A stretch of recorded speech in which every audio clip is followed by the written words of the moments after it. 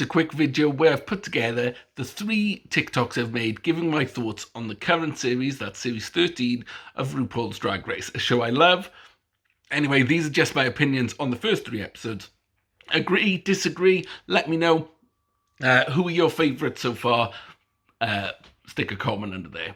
Thanks. Be excellent to each other. Drag Race Series 13 premiere. These are my thoughts. And I've got a lot of them.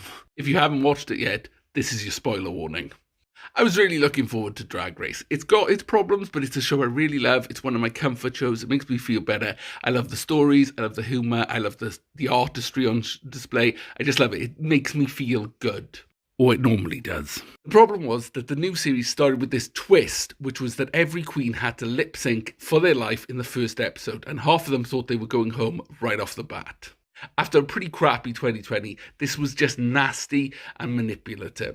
I love drama, don't get me wrong, but this just felt really mean-spirited. Nowhere was this more obvious than in the treatment of Tamisha. She told this really heartbreaking story about her battle with cancer, and she spoke about worrying that she'd lost her edge. And then she thought she was going home. It was just really nasty. And now the queens who lost have to vote off someone they just met to send home. Not a fan. Drag Race Series 13, Episode 2 thoughts. If you haven't seen it yet, spoiler warning.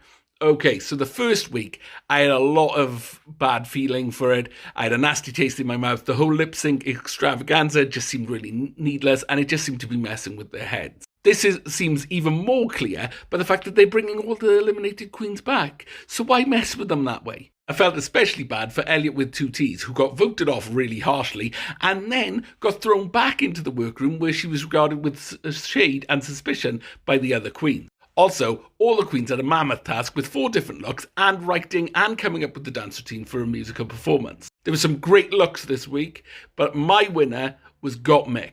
This daytime look was super fun, and she's the first queen who's really showing a lot of personality and talking about her background. And this look was just super cool. I mean, she looks great. With no elimination, the first 2 episodes have meant nothing. We're exactly where we started. I'm a day late getting round to it this week, but these are my thoughts on Drag Race Season 13, Episode 3, and as ever, here's your spoiler warning. With all the pork chop queens coming back, this means that we've had 3 episodes that have meant nothing. We're exactly where we were at the start. The cruelty of the lip sync extravaganza was completely needless, and while I appreciate that splitting up the queens gives everyone a chance to shine, maybe they could do it in a better way and we can never do this lip sync thing again.